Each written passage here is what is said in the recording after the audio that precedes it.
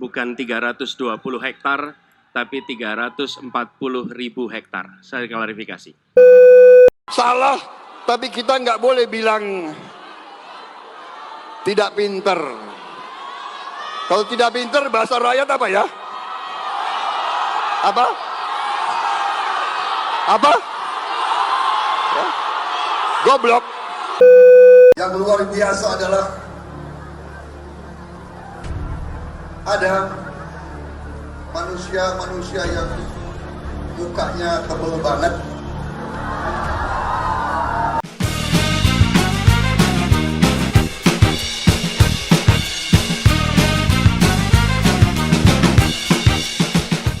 Sepertinya ini debat ketiga terpanjang nih sepanjang sejarah. Karena hampir seminggu setelah debat yang dilaksanakan 7 Januari kemarin sampai sekarang masih berlangsung.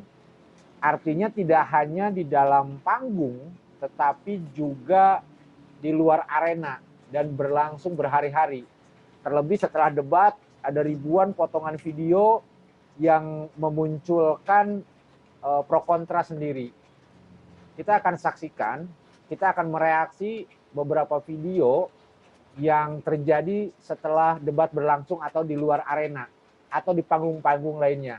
Dan yang lebih seru adalah videonya Prabowo. Kita lihat nih videonya Prabowo ya. Nah, ini kita lihat dulu video Prabowo yang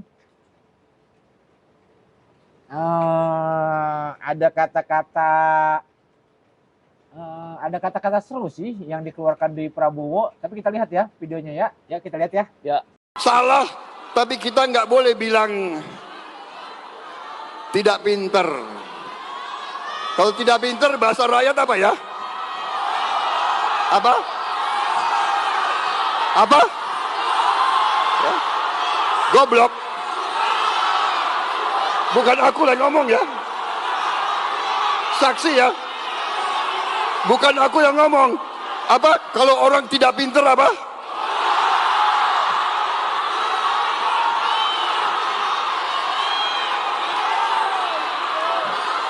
Ya, sekali lagi, karena orang Jakarta itu aneh. Nah, ini video pertama nih yang menyebar di medsos. Bukan aku lo yang ngomong ya. Apa itu bahasanya? Coba. Nah, selain ini sebenarnya masih ada beberapa potongan video lain di tempat yang berbeda sebenarnya dan bahasanya mirip-mirip lah ya. Ini menurut saya reaksi Prabowo terhadap provokasi dalam tanda petik yang dilakukan Anies Baswedan pada saat debat. Karena di debat sendiri Prabowo berulang kali mengatakan bahwa data yang disampaikan oleh Anies itu keliru.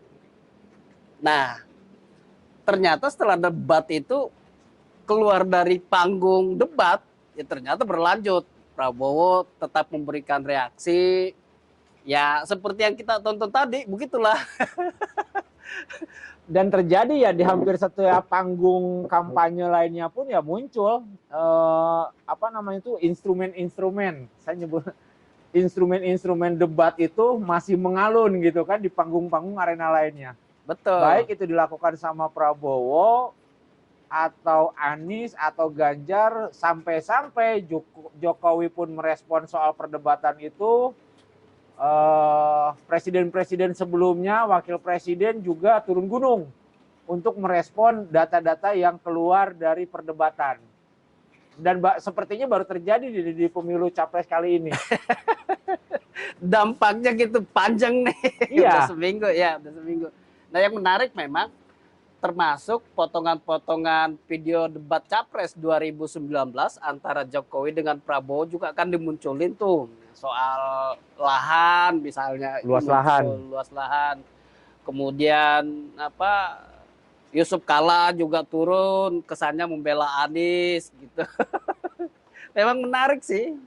Nah, tapi dari semua itu juga yang menarik yang prosa-prosa yang disampaikan oleh Prabowo.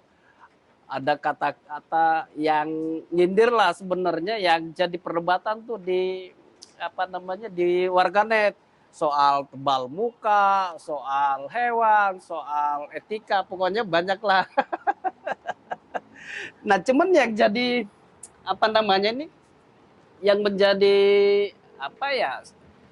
Kan dengan munculnya video-video potongan-potongan video kayak gini kan akhirnya yang jadi fokus pembicaraan di sosial media ya antara Prabowo saja dengan Anies.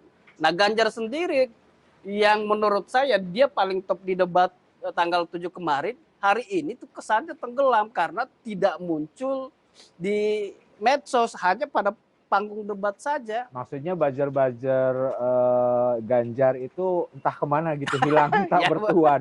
Ya Karena begitu. sebelumnya kan sebelum pemilihan calon presiden, buzzer bukan buzzer lah ya, tim medsosnya lah ya. Iya, Tim medsosnya Ganjar itu luar biasa aktif gitu. betul. Karena seolah-olah Ganjar adalah the next Jokowi. Sehingga Yes. gerbong Jokowi yang sebelumnya berlomba-lomba juga mengangkat, mencitrakan Ganjar seperti halnya sosok Jokowi. Betul.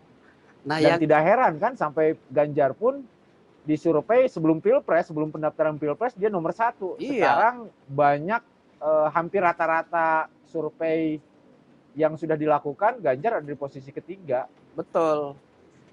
Nah, apalagi dilihat hari ini kan mungkin karena itu tadi ditinggalin sama apa namanya? Pegiat medsos. Betul. Makanya jadi kasihan sebenarnya tuh. Yang bertarung kesannya cuma 2 orang aja nih, 2 capres, Anies sama Prabowo.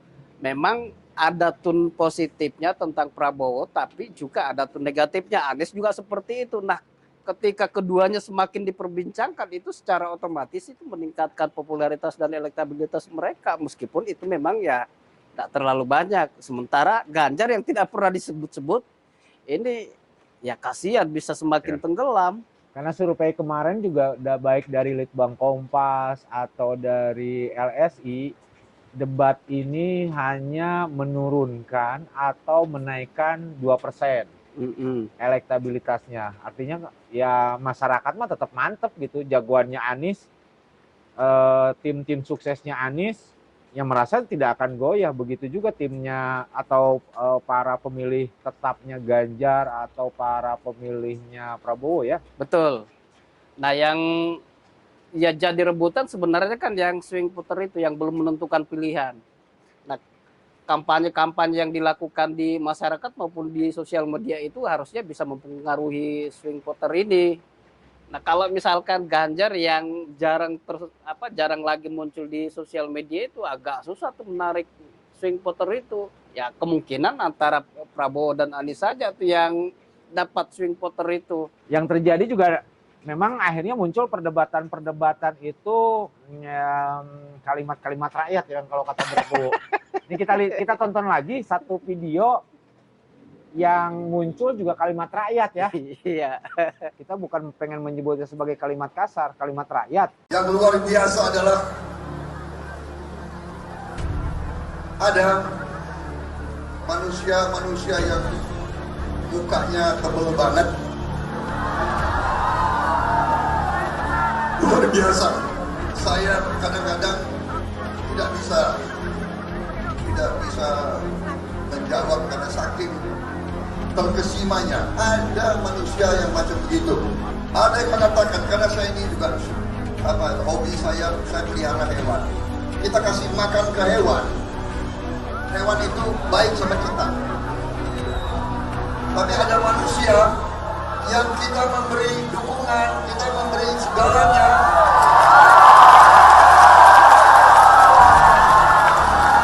Yang dibalas adalah kedengkian.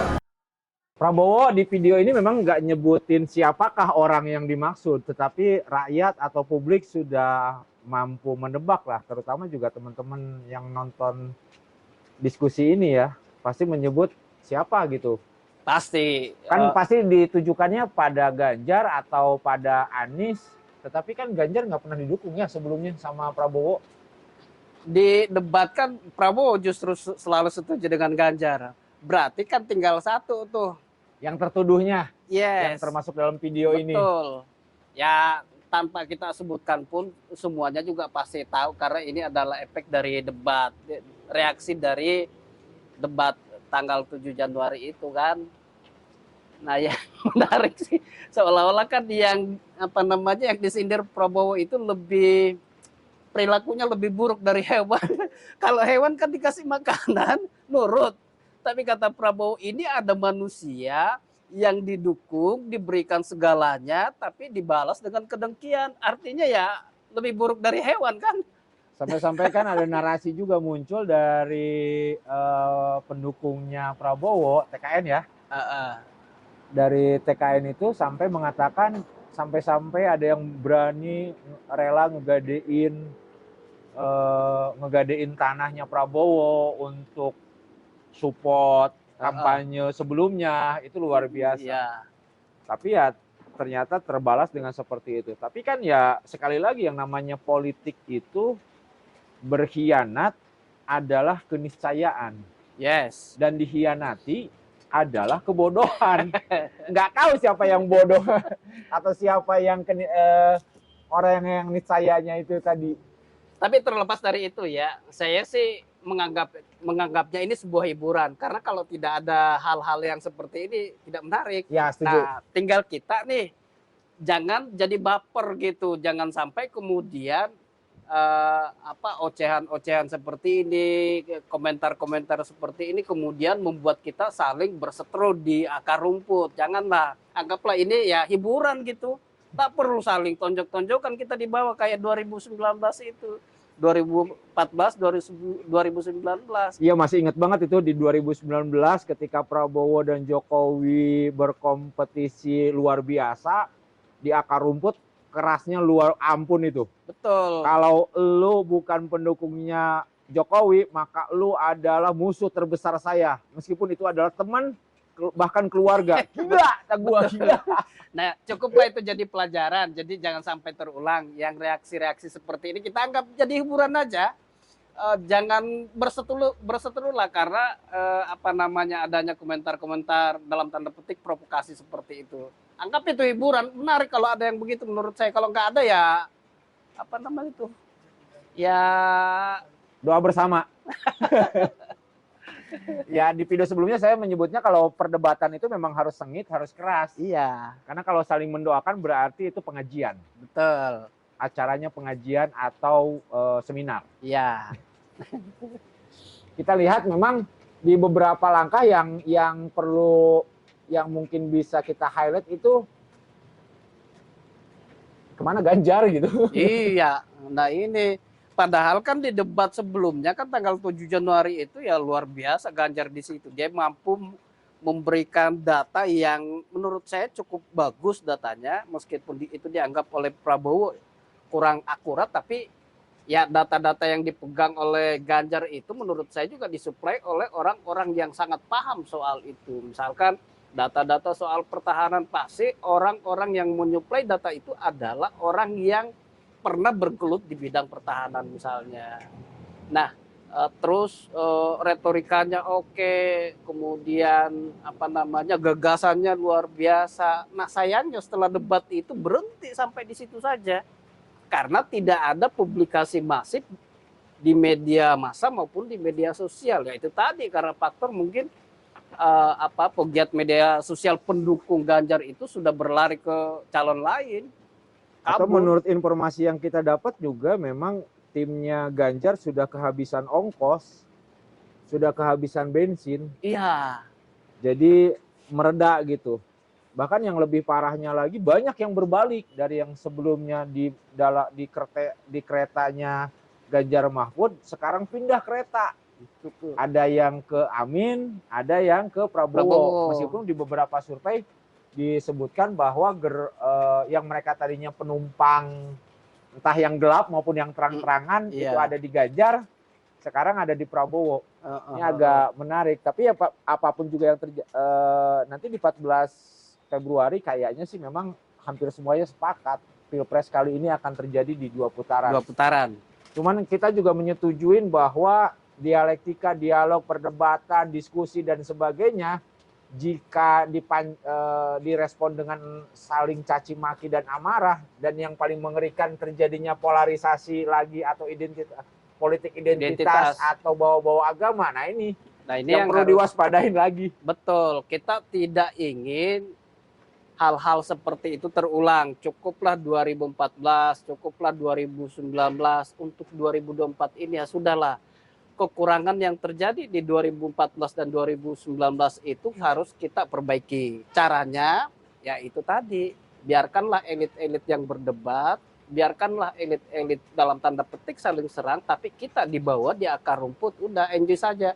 Anggap aja perdebatan para elit itu adalah sebuah hiburan yang memang menarik untuk ditonton.